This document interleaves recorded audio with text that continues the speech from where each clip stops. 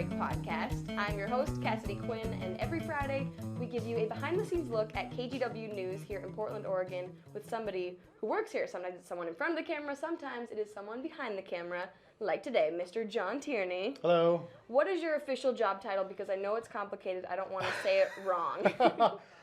Some days I'm not sure what it is, but my official title is executive producer for investigations and political. That sounds so serious.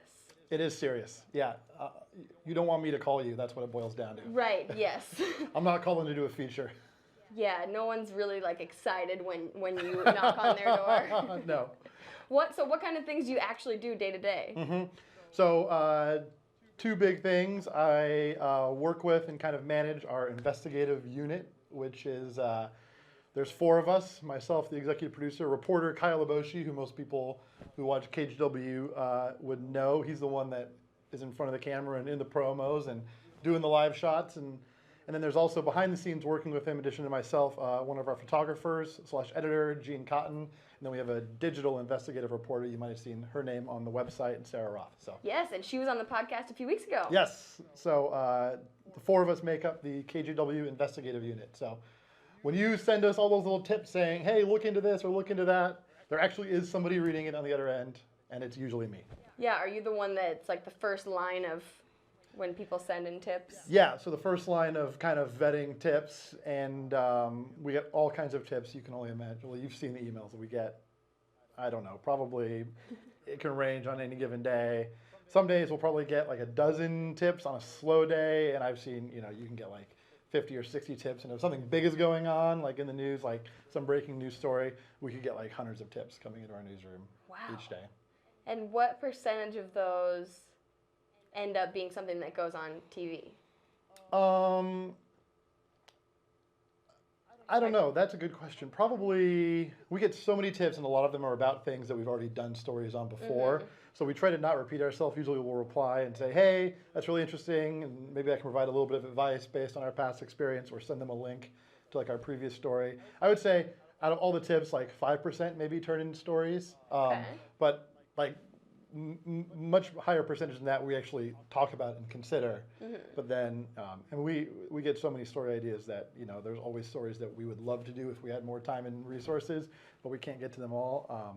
But we do read them all. And then the other part of my job, to finish your question, is I'm in charge of our political reporting and coverage. So most of it takes the form of doing election time, doing all our planning and coverage around that. And then I work with anchor Laurel Porter, and we produce a weekly political talk show called Straight Talk. Yeah. And that airs on Saturdays? Saturdays. Usually on Saturdays. Sometimes we get bumped for sports, but Saturdays at 6:30 p.m. Darn sports, trying to take over the politics. I know. What the heck? Have you always been interested in politics? Yeah. I've always been interested in politics. Not all my jobs in journalism have had to do with politics. So when this job came up to get paid to do stuff with politics, it was very exciting. Yeah. So is this time of year, or this time of every 4 years, I guess, during the elections, or there's elections for various things all the time. But is this your Super Bowl? This is the Super Bowl, yeah. So we're kind of in a bit of an ebb right now, or a bit of a flow, the down cycle, because we just got out of the May, the May primary election. So that was a big deal, hectic for months leading up to that. Obviously, presidential races looked like they were going to matter here, and then they still kind of did, but not as much as we thought they would at one point, especially on the Republican side. So you got presidential candidates coming in. You had the Portland mayor's race, which was decided in May, so that was a big deal. And then coming up in November, the presidential election years are always crazy. I mean, Oregon's a little bit different because we're not a battleground state. But we'll see how much presidential candidates come here. Donald Trump has said at times that he wants to come to Oregon, and we'll see if that actually happens. Hillary Clinton, I have no idea. She didn't come during the primary. But she's got, probably the best. Bill did. Yeah, she's got probably the best, surrogate you can possibly have for a Democratic candidate, and her husband, Bill Clinton, and he came, 2 or 3 times? So I wouldn't be sorry if we see her here raising money. She's come here to raise money, but she hasn't come here to hold any public rallies. Because she knows she can't live up to Bernie when he came to the Moda Center and a bird flew onto the Yeah. podium. Yeah. Like, well, what am I gonna do? Yeah, you can't. Sometimes fate hands you the greatest gift as a political candidate, and you capitalize on that moment, and he did. Yep, it was great. Put a bird on it. So yeah, but it'll be really busy. Come November, that'll be my life. Yeah, and then once it's over, do you get sad? Is it like when summer camp is over and you're like, well, now what do we talk about? Yeah, like the week leading up to the election, like all you want it to be is over because you're so busy, and it's like you're building towards one like big night of election night coverage, and it's ridiculously stressful. And on the morning of election day, you're like, why did I sign up for this? And then you actually do it, and it's like ridiculously exciting and thrilling. And anyone who's ever worked in a newsroom will tell you that election night is like no other night in a newsroom. And it's going to be a big year because not only the presidential stuff, but you have the governor's race. You have one really fascinating city council race that will be decided in Portland. The big thing is going to be, and this is like really nerdy and wonky, but the really big thing is going to be this IP28, which is a tax for businesses that make over $25 million a year in revenues, but it's what's called a gross receipts tax, which means they get taxed on all the money that comes in over $25 million, and a lot of businesses hate that. Like it will be probably the most expensive or second most expensive ballot measure in the history of Oregon, which means how much money people throw at it, because people on both sides of it are very passionate and have deep pockets. Wow. So it's kind of like, pay attention to that, because even though you're like, what's a gross receipts tax? That is like something that I've maybe learned in economics class, but probably not. And it's way too complicated, and it is ridiculously complicated when you just hear it. But it will be probably the most consequential thing on the ballot in November, besides the governor's race and the presidential race. Yeah, interesting. Yep. Well, and you mentioned straight talk sometimes getting pushed because of sports. The mayoral debate we had at KGW got pushed because of sports. Because of the Blazers game. Blazers game. Yeah. Like, well, we can't reschedule the Blazers game, so I guess we knew we had no chance with Yeah. that. So we had to move our mayoral debate we did back in late April, back a day. Blazers playoffs. I mean, I think we all would agree that more people are going to tune in. We're realistic here in the political department at KGW that more people are going to tune in for a Trailblazers playoff game, and we can't compete with that. Yes. So. And Trailblazers playoffs, you're going to get spoilers if you try to record the game or don't watch it or something. But with the debate, you could watch it, because I think you guys live streamed it. We live streamed it. We did it live on Monday night at the same time as the Blazer game. Jules Bailey was a big Blazers fan, so I'm sure he was like rather be watching the Blazers game than showing up at our debate. But he was a good sport. I mean, those guys, both Wheeler and Bailey, did like something like 50 joint appearances during the campaign where they were either debating or having a town hall or having like different things, and they had countless more house parties and fundraisers. So that is, if you ever want to like never sleep, run for political office. If you like being ridiculously busy, those guys put in a lot of hours. Yeah, that's not something that I ever, it's too much responsibility. Even like if you get elected, then you have a lot to do. Yes. There's no turning back. Yeah. And being mayor of Portland is probably one of the most difficult jobs in the city. We don't often talk about that, how much work they do, but if you end up talking to these guys who are the mayor or these women, they have like events they have to go to like 5-6 nights a week. And they go to these events to talk about like bikes, and then someone throws them a question about homelessness or something. Like, it was not you to talk about that. That's the hardest part about they have to be ready. The higher level you are a politician, the more you have to be ready. Laurel last year for Straight Talk interviewed President Obama, and we sat around and spent a lot of time. They gave us 4 minutes with him, and so we were like, well, what the heck are we going to ask? Like, we have 4 minutes, so we're talking maybe like 3 questions. Yeah. And he likes to kind of talk a long time in his answers, and he's also very skilled at if he can just kind of talk his way out of an answer, and he's very straightforward, generally speaking, compared to a lot of politicians. All politicians are skilled at talking their way around answers and not necessarily directly answering the question you've asked them. So we said, how are we going to get as many questions in 4 minutes as we can? But one thing that I thought about when we were brainstorming questions is that this is ridiculously tough for this guy. Like, we could come in there and ask him literally anything. Like, we could ask him anything in the world. I mean, we could ask him about like some obscure, crisis in some crazy, country on the other side of the globe, and like he would have to be able to give an answer, and like he knows that whatever answer he gives will be cut apart and dissected and criticized and will be on YouTube no matter what he does. So we were there to talk about trade. That was the reason they invited us. And so that's what our interview was about. But we knew that we could have done anything. In fact, it was the night after the interview. We did it at like 1 in the afternoon. And it was like that afternoon that whole blue or gold dress thing went viral, you know? That was like the thing. It was like, is the dress blue or in gold? Blue and brown. Blue and black or white and gold or brown or something. Anyway. And we were joking, like we could have asked him. Like if it had been like a couple hours later or like the next day, we could have been like, Mr. President, like, is the dress blue or gold or black and white? And he would have been like, well, then we would have gone viral, but we would have kind of squandered our question of the president. Yeah. We could have been the ones to ask him. America demands to know. That's we did not so ask him pressure. about, but he can, I mean, these guys can get anything thrown at them at any minute, and that is a lot of pressure. And sometimes we try to do that. Yeah, cool. And that makes it even more impressive that Obama does usually seem pretty like calm and level-headed and like. Yeah. I mean, it is a skill, and when you get to that level, you have a lot of practice. But the pressure is immense. Have you ever been fired from a job?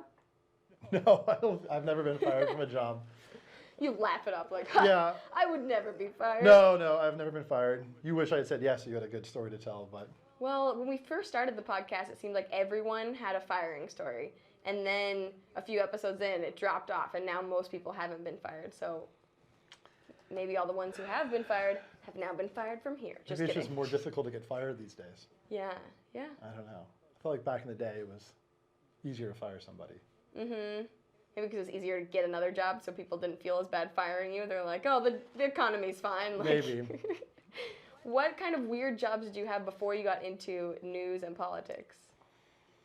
Or just random? Yeah, to be weird, I did for a week in high school, I was a flagger on a road crew, you know, the kind of construction project where it was like stop and go. That was a horrible job. How old were you? You said in high school? I think I was like 18, 17 or 18. I must have been 18. I feel like you have to be 18 to do that job, but I don't know. Were you like dressed in neon yellow? Yeah, I had to wear like the orange on. vest. And it was on like this long stretch of like rural highway, you know, like Highway 6 when you go from like Banks to like Tillamook. It was like just outside of Banks was like this project. And so people would like come flying down the road. And it was one of those long projects where it was like a pilot car. And people were nuts, like stop for those flaggers because they are out there and like you wouldn't believe how many times you have like the stop thing and people just zoom right by it. I mean, like it was nuts. And you like try to like, they teach you to like throw the sign out in front of them, but that's like terrifying because then like you're going to get hit and spin around or something. And, but people all the time would just fly by it. And I had to teach myself. Did they pay you a lot for that job? No. That sounds terrifying. No, and it was like 100 degrees outside. I did it for a week and then I found a different job. And then I was I think we talked about this beforehand, I was a grocery bagger. Yes. At QFC. And I was there was a bagging competition, and I was our store bag champion. I won the bagging. And then I was our regional bag. I was the bag champion for all Portland stores of QFC. So you win at your store, and then is it like a bracket? Then you go to compete against somebody else? So then it was like all the other stores in the Portland region had like their best people to compete on like a Saturday morning, and they had like balloons on the register. And like, I'm sure people shopping were like, what is this? Like, why are these people competitively bagging groceries? And then I won that, and I went to the store-wide competition, which was in Seattle. Like nationwide store? Well, it was like all the QFCs. So like QFCs are only in, I think, Seattle and Portland, you know? So, but you know. Oh my goodness. Well, you're from up there. There's like 75 QFCs. They're like everywhere. Oh yeah. And then I ended up in a playoff because there was a tie for first place. And what they did, the judges would actually cut into your grocery bags, like cut the side off, the broad side, and fold it down, and your groceries had to like stack. They had to like be structurally sound standing. Well, is someone carrying it or just? No, it's just sitting on like on the register, right? And the judge whose home was judging me, and it was his home store, and his employee was my competitor. He cut into all my groceries with his little box knife, and they all spilled out. And so I cried foul, and they said, no, you lose points. And so I lost because of that. It was a scandal. That was rigged. It was rigged. What, would you have won something? if you won that, you got to go to Vegas to the National Bag Championships, which they've since made like a documentary about. And the winner of that, the top 3 from there, got to go on the David Letterman show and bag groceries. Like, how have I never heard of this? There's a documentary, I think it's called like Bag Boy or Courtesy Clerk or something like that, and they made like this 1.5 hour long documentary about like people going to Vegas to like this bagging championships, and like that's amazing. It's kind of like it's like the spelling bee for like idiots. It's like, no, how have you watched the documentary? I actually haven't. I should really watch it. That sounds great. I I'm saw gonna they were go there making later. it, and I was like, wow. Wow. So now, do you have like compassion for when you go to the grocery store? I would never make anyone like carry it out to the car for me. I used to like, technique is a little shaky. I'm not going to point it out to them, but you see some people only going halfway there. The other day, I was so mad, and I mean, you can't blame it on the bagger, but I had some jars of spaghetti sauce and then some like lettuce, so that's kind of, it's in a bag, plastic bag, in the paper bag, but it's still kind of wet. And they didn't double bag the paper bag. So I'm getting out of my car and I pick up the bag, spaghetti sauce jar falls out. Breaks out. Goes all over the floor of the garage, and like 20 minutes later, I had finished cleaning up the glass and the sauce on the ground. I would argue that you can blame the bagger. Yeah. Yeah, you gotta wrap that in plastic, man. You gotta double bag the lettuce. If it's wet, that's one of the skills. Oh, it was very, very. Be better, baggers. Just wasted spaghetti sauce. Yeah. Like a whole $1. Yeah. Have you ever thought of running for office, political office? On a totally separate note, totally related to bagging groceries. No, I haven't. There are people in journalism who have run for office in the past, obviously. There's a current state lawmaker named Mark Haas who used to be a TV reporter, and he leaves. But the thing about it is that when you cover politics, it's all about, we use the term adversarial relationship, not because we're trying to be like mean to people, because our job is to question them and be critical and press them on why they made decisions they made, politicians and public officials and people kind of in power. So when you kind of have that relationship, and not that we're out there to like get people in these gotcha moments or because we like just really like grilling people. That's our job, is to just make them explain why they're doing what they're doing and essentially make sure everything is in the public interest. So when you have that kind of relationship, you think of yourself as kind of an outsider to the process. We're not elected to do our job, but people vote for us by deciding to watch or not and trusting us. If you don't like the type of news someone is doing, then don't watch it. People vote with their clicks or what websites they go to, and that talks. People in journalism respond to viewership. It's a business in addition to being kind of a service that we provide for the public. So I don't know. You always think of yourself as an outsider. So the short answer is no. But never say never. Exactly. Never say never. Is that what you asked Obama about? You're like, what's your advice? Thinking of running for president in a few years. Thinking about doing this. This seems easy enough. Yeah. You're doing a great job. Ooh, how do I do that? Yeah, you just live in a White House and you go to dinner, you shake hands, kiss babies. You get a couple helicopters. Yeah. You get a couple planes. You get a really cool car. Yeah. Yeah. You get to go ride around with Jerry Seinfeld, do comedians in cars getting coffee. Yeah, but you have to ride around inside the gate. You can't leave. That'd be tough. Remember that scene where he gets to the gate and he's like, "Let me out," and they're like, "No." No, you can't. It's like he's locked up. That's what happens if you forget your key card at KGW. And like, sorry, you can't get out the door. You just ride around Jerry Seinfeld in the parking lot until you find it. Another part of your job is you're in charge of the schedule, right? Yeah, that's the really glamorous part of my job. Very glamorous. Yeah, that's the other thing you get to do or have to do. Lucky, is probably more accurate. I'm blessed with the ability to do that. So what does that involve, and how did that become your job? I don't know. I mean, it has to be somebody's job. It has to be somebody's job. But when you say executive producer of political and investigative, it's like, you also got to be in charge of the schedules. Those are the glamorous parts of my job, and then there's the inglamorous parts of my job, and that is doing the schedules. So for all the people who are on air. So like when I tell Tracy Berry she has to work from 1 p.m. to whenever each day, and then I go, "Hey Tracy, I need you to work a different shift this day to cover another show." It's it's just really fun to tell people they have to work awful shifts all the time, or like, hey, reporter, I need you to work on Christmas, and then I try to build up goodwill with people all year long. So come Christmas time, because the news happens on Christmas, and we all know that when we get into this business that it's not a 9 to 5 job, and we don't get holidays off all the time. And there will be times when you'd rather be with your family eating Thanksgiving turkey, but instead you're here covering the fire from a turkey fryer. And in that case, they do deliver Thanksgiving dinner in the newsroom. Thanksgiving, Christmas, we do bring in nice big spread of dinner because it's no fun. We all know it. We've all done it. I have worked on many a Christmas.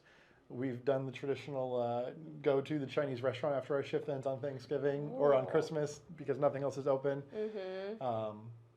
One year when I was early in my career, I remember I went the day before. I was working on Thanksgiving. I went the day before Thanksgiving and bought one of those rotisserie chickens at Safeway because I knew it would be closed by the time I got off work. So I had me and my roommate had our sad little Thanksgiving dinner with Thanksgiving dinner with stovetop stuffing and our little rotisserie chicken in my apartment.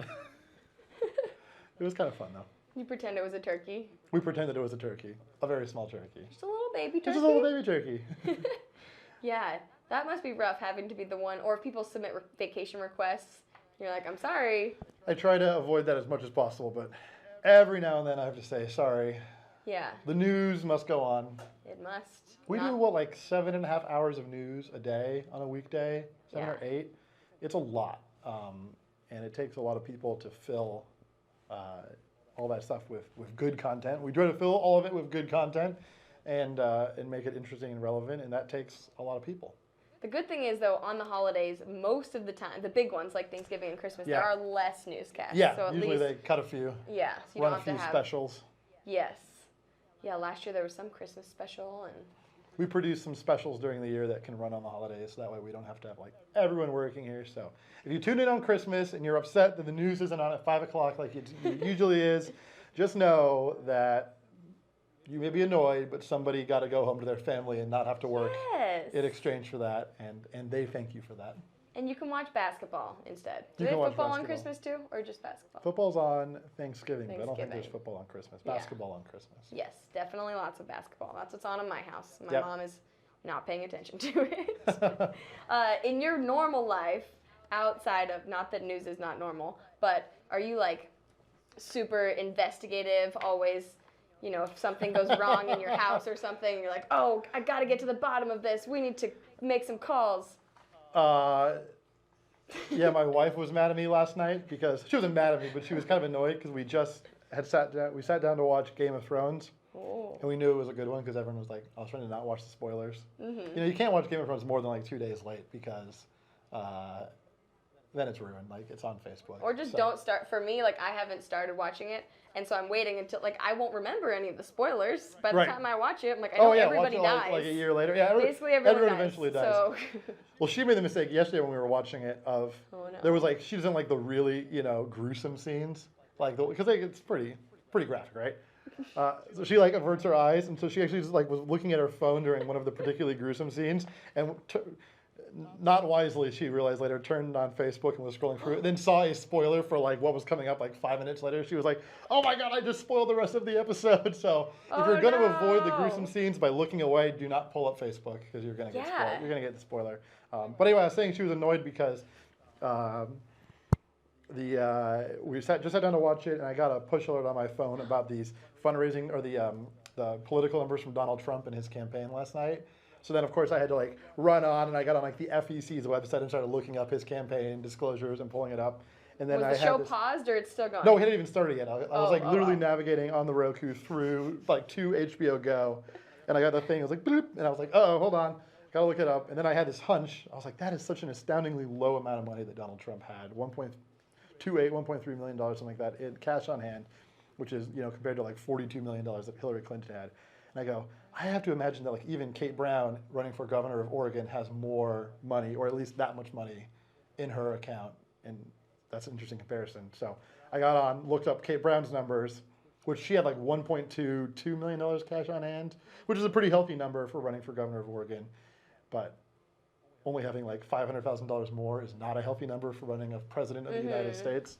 And so then I had to like tweet that out and send an email and make sure everyone knew. And she was like, "Are you serious right now? Like, come on, I'm just trying to watch Game of Thrones." Yeah. So that happens occasionally. Yeah, I mean, we're always looking for, we get story ideas from everywhere. We get story ideas from like tips. We get story ideas from other things we've covered. So like a reporter who's like a general assignment reporter will go out and cover a story and be like, "Hey, you know, I was at this shooting and this cop told me something interesting about there have been a bunch of shootings at this one apartment complex." And they're like, "Oh, that is kind of interesting. Like maybe there's a little hot spot of crime," and you can start piecing the data together to look it up. But we also, so that could become a story. And then sometimes we just get story ideas from like things that happen in our own life or that we just observe, like driving down the street. Or like, "Oh, I've noticed there's a lot of buildings all being built by, you know, the same developer, and their name is on the sign of all these new buildings going up around Portland. Like, I wonder if they're getting any public money to like work on these projects, and if so, how much? And like, is there a return on that for the public benefit?"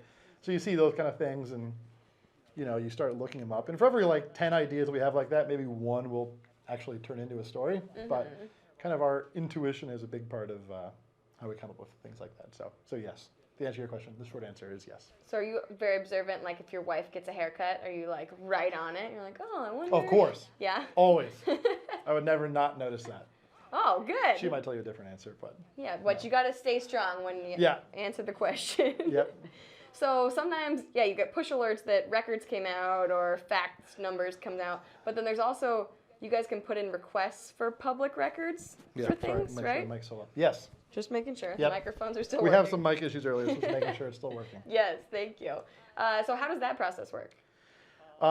Yeah, so if you're not familiar, every state and then also the federal government has laws that govern anyone, not just us as journalists, but anyone can go to an agency or a bureau or something like that and say, "Hey, I would like to see this in this record."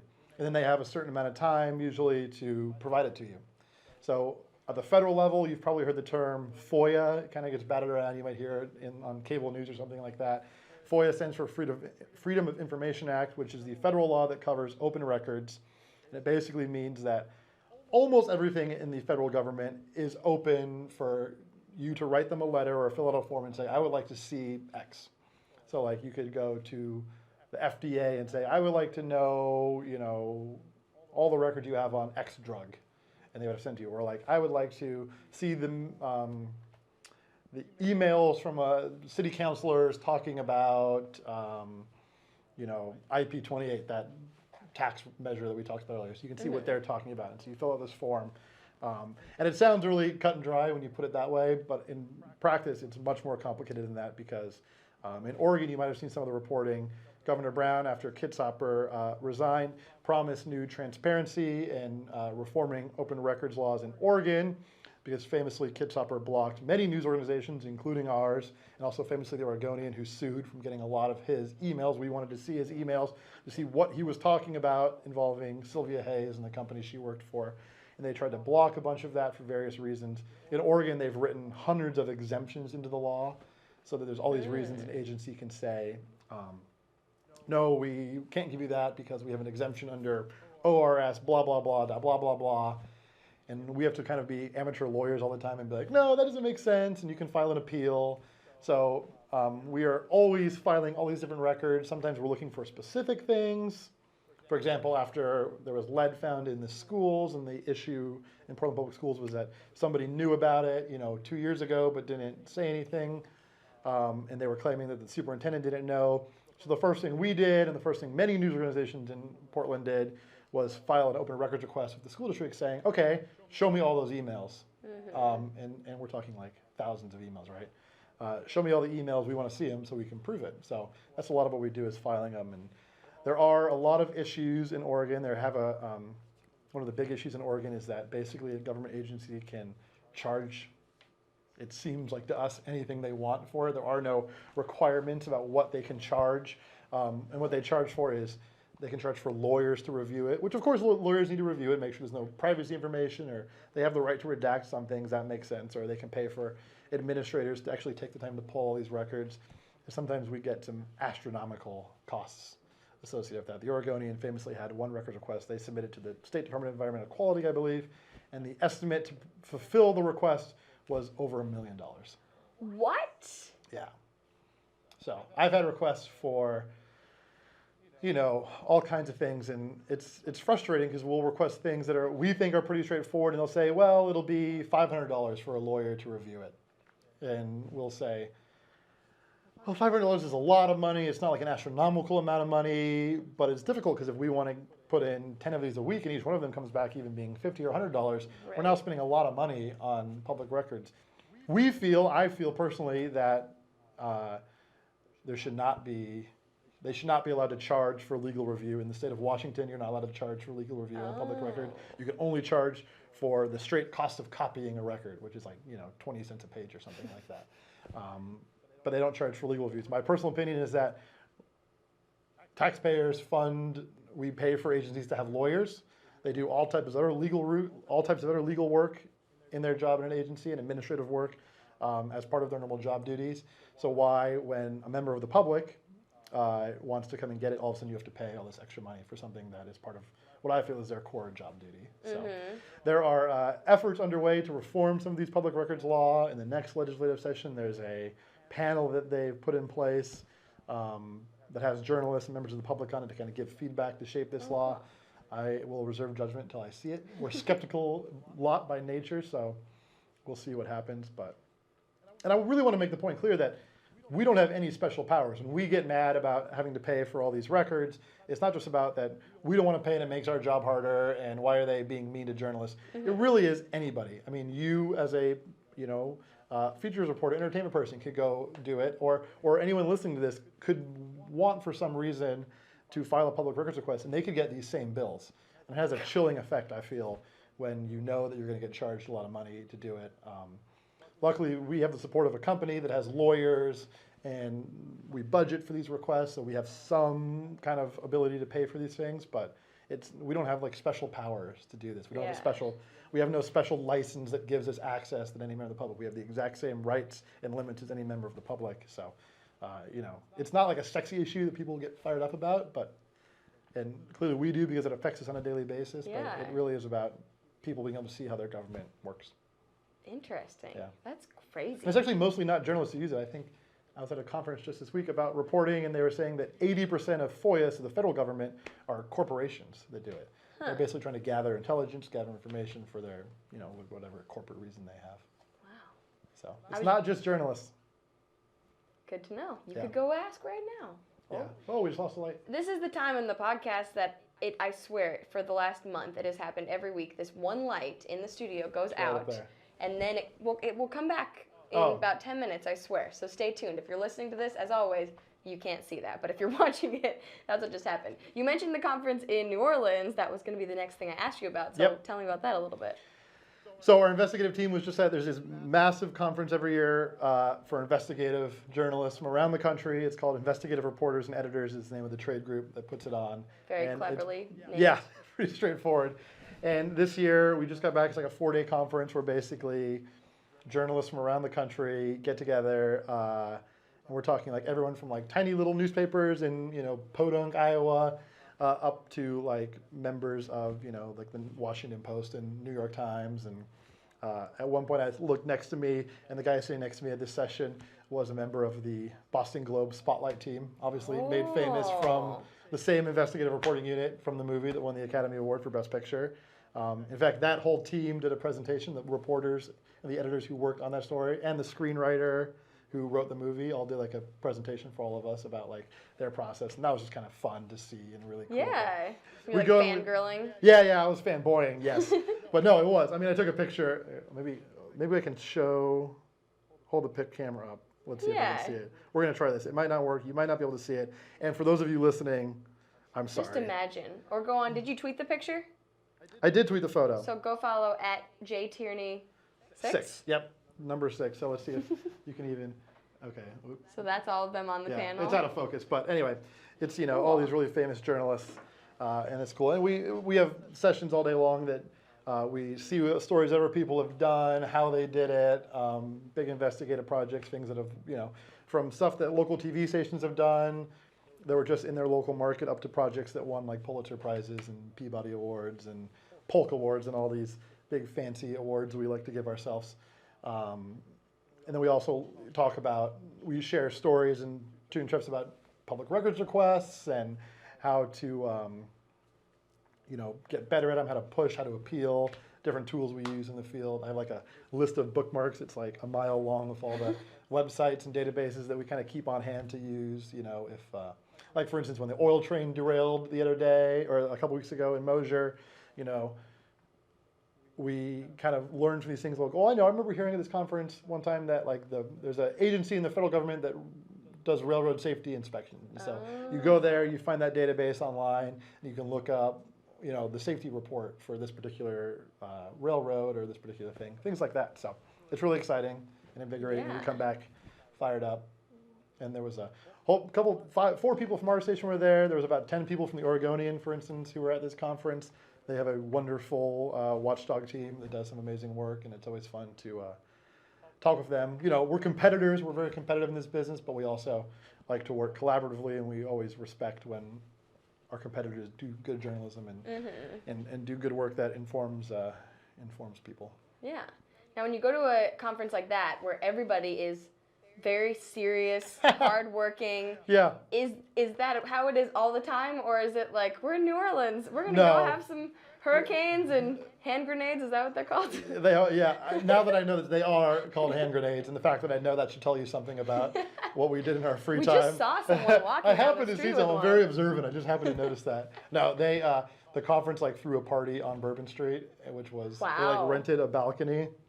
And it was. I won't go into details because some of my colleagues might be listening, and I don't want to. Public records. I'm just kidding. Public records requests. Yeah, you can't. Public records are our own private phone records, unfortunately. But yeah, no. I mean, journalists.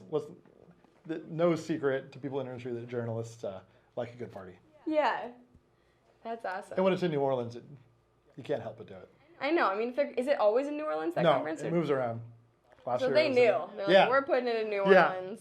Yeah, I mean, it was 90 degrees and super humid, but we were like, okay, the weather is awful, but it's in New Orleans, and New Orleans is amazing. So. Yeah, that's fun. Had you been there before? I had never been there before, and we ate amazing food. I don't think I had a bad bite of food the entire 5 days I was in New Orleans. Oh, so. What was your favorite thing that you had? The fact that I could get fried catfish and eggs for breakfast was remarkable. That was what we ate right before we got on the plane to come home. Which maybe not the best decision ever, but it was delicious. That sounds great. Did you get beignets? Is that how you say them? We did. We went to Café du Monde, the famous beignet place, and it was one of those places where you hear about. I mean, it's really popular. It's a tourist spot. Everyone goes there, but it totally lived up to the hype. I mean, it was not like, oh, this was oversold and this was not as good. It was legit. Have you ever had them? Yes. Yeah. And your verdict? Very good.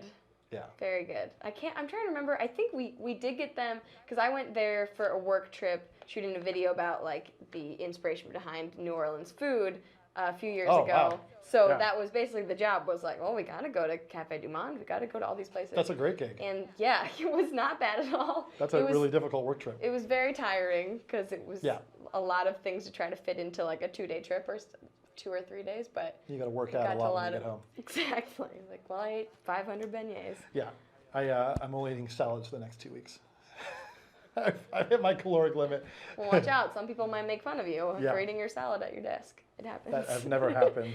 It happens to me. Have you talked about your salad on the podcast before? I don't think so. Really? I've tweeted How about many podcasts have you done now? 25 of them? 25 maybe. You've never talked about your famous salads? Giant salad bowl. Cassidy sits at her desk, and if you're listening, you can't see my hands right now. If you're watching, his hands are not accurate right now. No, your bowl, how big? It's imagine a big mixing bowl you would make cookies in or something, and imagine it filled up to the brim with kale and artichoke hearts, cheese, tomato. Depends on the day. Yeah, they're notable in the newsroom. No one should make fun of you. That was a very healthy lunch. Now I'm hungry. Now it's almost lunchtime. It's almost lunchtime. So you're talking about traveling to New Orleans. Mm-hmm. Perfect segue. You have done a lot of traveling in your life and even lived in different countries, right? Yeah.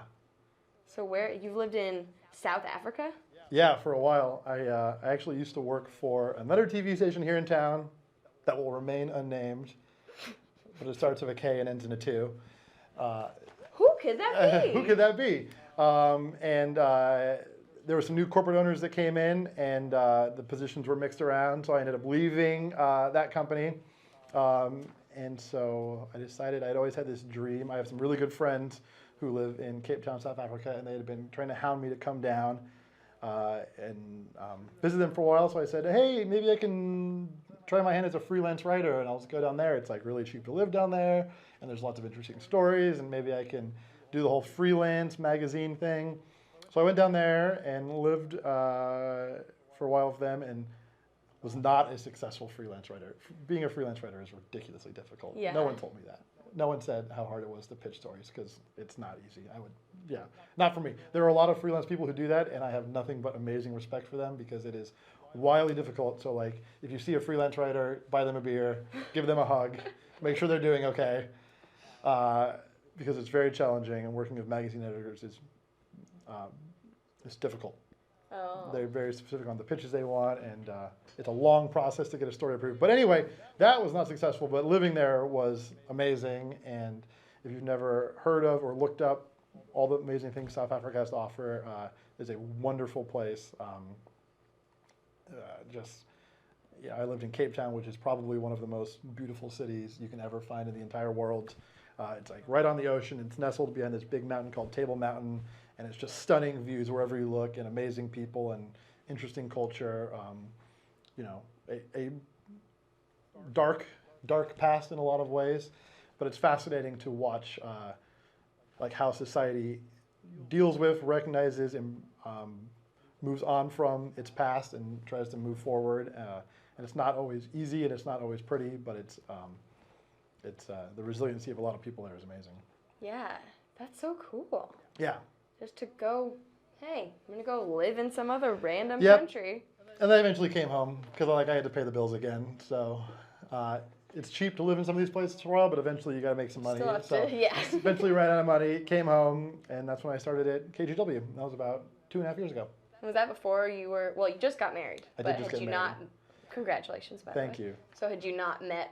I had actually just met her. Like I had hatched this plan before I met my now wife. Oh, no. Then we started dating, and then things got more serious, and I was like, oh man, this is great, but it's also like I had these plans. So my trip was probably shorter than it would have been living down there, my stint down there. So I still did it, and she came and visited me for a stretch of it and stayed. Aww. So yeah, it was great. Had to come back for the girl. Yep, classic story. That's awesome.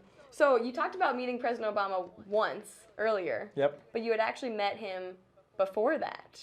Yes. Right? Before the 4-minute interview. Yeah. Yeah, that was when he was a candidate running in 2008. I was working in Eugene, and he came, if you remember, for those of you that lived here in 2008 and were paying attention, the Hillary Barack campaign was as fierce, if not more fierce in a lot of ways, than the Bernie Hillary campaign is now. And then also, much like that, came down to these late states, and Oregon came into play. And I think it was Oregon's election primary was in May, late May. And I think it was in early May when kind of Obama started to pull away. But for a while, Oregon was definitely in play until all the candidates came here multiple times. You remember famously Obama came to Waterfront Park in Portland and had I think 70,000 people there. It was the biggest rally the light is back on. I promise. It was the biggest rally I think he had the entire campaign, and it might be. Really? Yeah, I don't know if it might have even been bigger than when he got inaugurated, or not when he got inaugurated. I'm sure that was bigger, but when he had his victory speech in Chicago when he won. Wow. It was wild. I think there was a bigger rally during that campaign, but it was in Germany. He went to Germany during the campaign and had 100,000 people show up. Okay, Germany. Yeah, Germany's showing up. But Portland, 70,000 was wild. It made national news. Yeah. It was so big. Anyway, before that, he had come to Eugene, and we went to Roseburg, and I was working with one of our anchors as a producer, and we got to go interview him in Roseburg. And it was a similar thing. We had 4 minutes, or I think 3 questions is what they told us. And so we had that, and then on the way driving back from Roseburg that afternoon, we got a call from someone in our newsroom who said, we just got this really cryptic note from the campaign that said, be at this ice cream place. There's a famous ice cream place in Eugene called Prince Puckler's. And it said, be at Prince Puckler's at 3 p.m. And it was like, that was all it said. It was like, but you don't want to, like, you want to be there. And so we were like, what? Okay. And we were all so busy doing everything because Michelle Obama was in town and we, all our people were spread out. So I was like, well, I'll go. So I went with a photographer, one of our videographers, and we got to Prince Buckles and we had no idea why we were there or what to expect. It was a total, like, this mystery.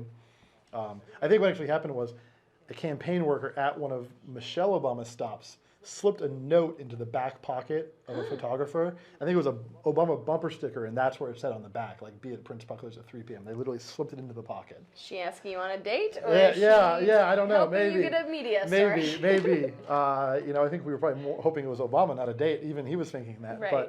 But and so of course you show up, and so we showed up, and we're kind of looking around like cluelessly because it was like, and all of a sudden a few more reporters show up, and you're like, do you know why you're here? No. Do you know why you're here? No. And then we're all kind of, and we have like our cameras out, and like we're like wearing badges that say who we work for, and this very serious looking guy in like the classic like black suit, white shirt, sunglasses, just like central casting, Secret Service guy comes like running over, he's like, take off those badges, put the cameras away, like no one can know what's going on. And he shuffled us all into this alleyway behind the ice cream place. And he was like, Obama's coming here, but no one can know. It has to be a secret. It's a surprise stop. If we get any word that anyone in here knows, like, we're canceling the whole thing. So, of course, I had called my friend who lived down the street, and I was like, dude, you got to get down here. I was like, just go buy ice cream, a milkshake, sit there. I was like, but don't be obvious. Yeah. Right? Like, don't draw attention to yourself. So he shows up wearing an Obama t-shirt. He's just sitting there for like 2 hours in the ice cream shop, and I'm like, dude, you're gonna ruin this for everybody. I was not supposed to tell anyone. I was not supposed to tell anyone. I was trying to have you. And so anyway, luckily he didn't ruin it. We're sitting there in this alley, and eventually we start hearing like sirens, and all these cops come from every direction. They block off all the streets, and people sitting there eating their ice cream are like, what's going on? This is really bizarre. Like, I don't know what's happening. Why are there cops everywhere all of a sudden? And then these 2 big black like tinted window buses, like coach buses, pull up, and the first one opens, and all like the traveling reporters get off, and they like pile into the ice cream shop, and now people are starting to like figure out what's going on. And then the second bus pulls up, and it opens, and Barack Obama and Michelle Obama walk off, and people are like losing it, right? They're like cheering, they're like in shock. Ice cream's flying. Yeah. And he walks into the ice cream shop. And they had like said, like, okay, some reporters are allowed to be inside. The national reporters can be inside. The local reporters have to be outside. So we formed this like line, kind of like rope line thing to the door. So he came out, and he was holding like an ice cream cone and a little taster cup in one hand. And so he stopped right next to me, and I had a microphone in my hand, and I was like, Senator Obama, Senator at the time, Senator Obama, like, what flavor did you get? Tough, very hard-hitting questions. Yeah. That really launched my investigative reporting career. Hey, it's what everyone wants to know. Asking Barack Obama what flavor of ice cream, and he got mint chocolate chip, and the sampler was green tea ice cream. He wanted to try the green tea ice cream and see what that tasted like. Good choice with the green tea. Mint chocolate chip, not a fan. I'm not a big fan of mint chocolate chip either, but I know people really love it. It is a crowd favorite. It is a crowd favorite. I don't really understand that, but I don't hate it, but not my thing. There was this lovely woman sitting next to me, and I think it was like her 85th birthday or something, and his campaign staff had kind of figured that out somehow, or her family, and so someone went over and whispered in his ear, and so he came over and like sat down with her and was like, I hear it's your birthday, and talked with her and wished her happy birthday, and then he bought her an ice cream. Aww. Yeah. What a nice man. What a nice guy. Wow. And aren't there like politics as to what ice cream you're supposed to get when you're the president? You go into an ice cream shop, like you don't want to get vanilla because that seems boring and you only like white things. I feel like in 2008 it was a little tamer out there. You probably could get away with anything, but like these days you'd be like attacked no matter what. If you're a conservative, liberals will attack you for what kind of ice cream you get. It's not inclusive enough. Mint chocolate chip, you might get things stuck in your teeth. Chocolate chips over it could end better. That's that's a nice middle ground though. It's popular, but it's not too controversial. Yeah. Well, Joe Biden famously went to Salt and Straw. Oh yeah, and what did he get? I don't know what he got. I was not there for that. I don't remember what he got. But I feel like you can't have something normal there. Like there is nothing normal there. And if you did get like vanilla at Salt and Straw, like what are you doing? You're lame. Yeah, that's just lame. I'm sorry if anyone out there is like, oh my God, that's my favorite. That's okay. Oh, Bill Clinton went. Didn't Bill Clinton go to Salt and Straw like just 2 months ago? Oh yeah. Where did he go? He was like up on Alberta, but I'm not sure if he went to Salt and Straw. Yeah. And that was another one. Like all the reporters and photogs in here were like, we're going to Starbucks. I'm like, what? Like, yeah, we're all going to Starbucks.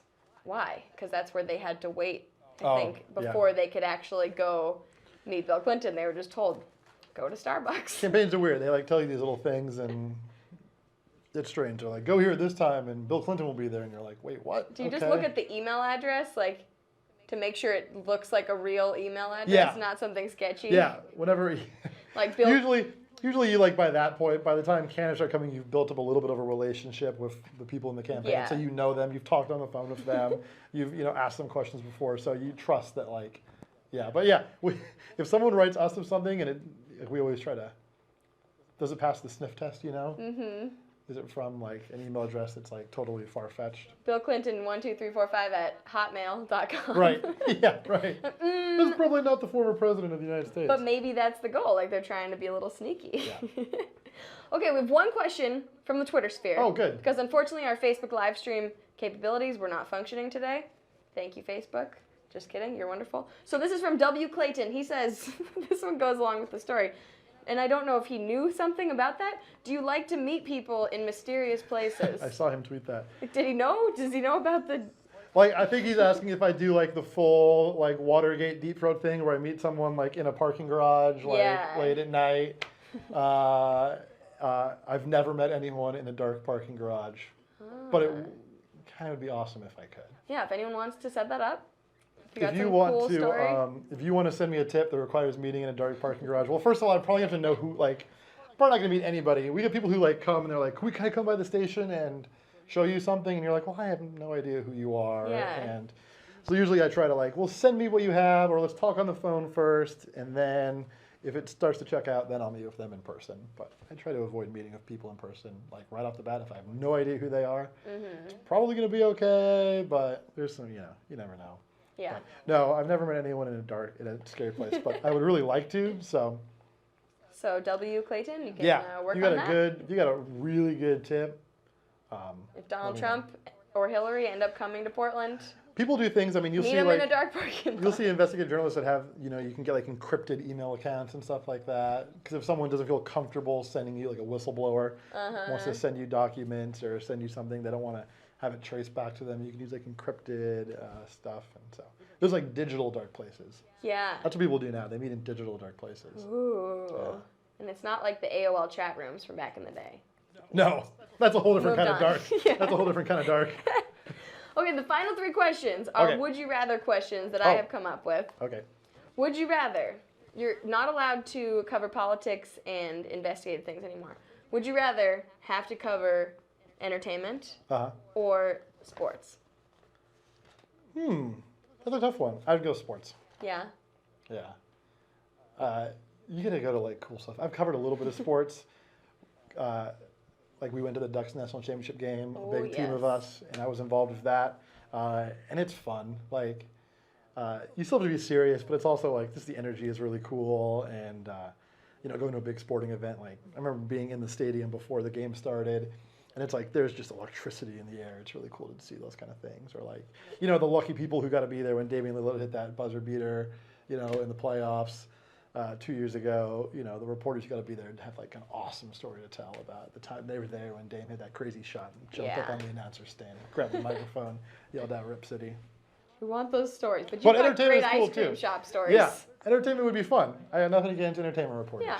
We got one of the best right now. I wasn't taking offense to it. No. That means I get to keep my job. But now you are taking over the sports department. You're better at it than I am. Oh, thanks. I do get to go to ice cream shops sometimes, but usually Obama doesn't show up. Maybe he will one day. On there someday. He'll come to your next bourbon tasting. Yeah, Obama. If you ever want to come, I know you're watching the podcast. I imagine he's a bourbon fan. Yeah. He's a beer drinker. I know he's a beer drinker. It was National Bourbon Day last week. I hope he celebrated. Hope everyone listened. Cassidy made a really sweet video teaching you all about bourbon. Thanks. Go look it up. Plug. Yes. It was really cool. We should, by the time this podcast goes up on Friday, have one about National Onion Ring Day, which is Wednesday. So if you're listening to this A deep dive. Friday, a deep dive into onion rings. Yeah, no one knows. A deep fried deep dive. Yes. You can use that line. No one knows who invented onion rings. There's like 3 different stories. There's like a restaurant in Texas that says they did it. There's a cookbook from 1802 that says they did it. And then there's like 1960-something, a recipe in New York Times in a Crisco ad that people say is the first one. So who knows? My money's. I'm if investigating it's, too. If it's deep fried, my money's on Texas. Yeah. Yeah, but that cookbook 1802. See, in investigative journalism, we always look for the documents. Yeah. Stories are great, but documents prove things. You can actually you can show your lawyer on paper where you actually said something. We deal with lawyers a lot, as you can imagine, reading our stories and telling us not to say things on TV. Mm-hmm. But see, always find the documents. You got the documents. Yes, got the documents. Next, would you rather question. Would you rather the whole news team, all the on-air people, call in sick same day, like that morning? That's my nightmare. Everyone's out. We had like 3 sick calls this morning, and it gave me like, my heart skipped a beat. Oh, jeez. It was very stressful. Oh, no. You stopped Game of Thrones. Yeah. Get back to the scheduling. Or, so that's a horrible scenario. Or, equally, possibly horrible scenario, you just did this 4-minute interview with Obama. Memory card. Oh, fails. That. Gone. For sure, that. That you would rather? No, that one, no, that one's scarier. Oh, would I rather? I would rather have everyone call in sick. Okay. I'd rather do every job. Like, if you do a great interview and then it didn't record for some reason, it's just. I'm gonna knock on the wood door over here just. It's the worst feeling. It's like, imagine if this podcast didn't record; it would be devastating. Oh, we've had it stop recording in the middle before. But that at least you work with the people. You can convince people to redo it. I'm not doing it again. This better work. It is it. Final would you rather question. Would you rather have to anchor all the newscasts for a day or run the KGW website for a day? Well, in my former job, I ran a website, so I would rather run the website. You're the ringer. Yeah, that's literally what I did for 4 years. So. Have you ever done on-camera reporting? I have. A little bit. In both my previous...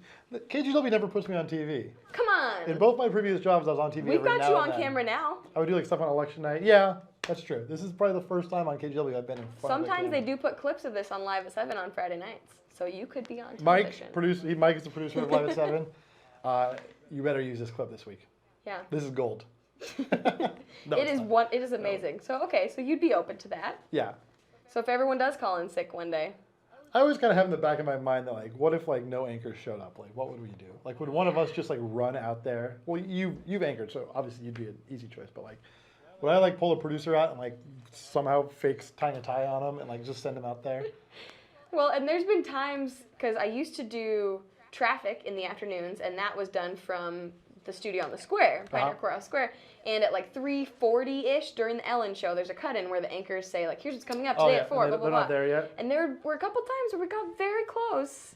And the engineer would be like calling the director, like, we don't have anybody. I'm like, I'm here. Yeah. But then like Reggie or Kathy or Steph, whoever it was, would run in like the last moment and just show up. So I never got that cut-in chance. Yes. Well, thank you so much for being on the podcast. Thank you. Do you have any final words? We didn't even get to talk about where you're going after this, which is to close your house. Or not close your house. Spot a house. Sign the papers on your house. That's an interesting experience. Yeah. In this market. We could have a whole like house buying podcast. We could. There are plenty of people in here who could talk about that at length. Yeah. Final thoughts. Send us your news tips. Our best stories come from our viewers who send us ideas, and I promise you we do read them all. And where do they send them? Investigators@kgw.com. Oh, I love it. Investigators@kgw, yeah. Excellent. Well, thank you everyone for watching or listening. If you want to listen, you can always find this every Friday on SoundCloud and iTunes. Just search Station Break. The video version goes on kgw.com and on KGW's YouTube channel. And you can always tweet me at Cassidy Quinn with the hashtag StationBreakKGW if you have questions for someone on the podcast or you have a suggestion of who should be on the podcast next. So thank you. Who's on next? We'll see you next week. We don't know yet. So send your suggestions. Send your suggestions, send your investigative tips, and your suggestions for who to be on the podcast. Yep, we want both. Yes, we want all of the information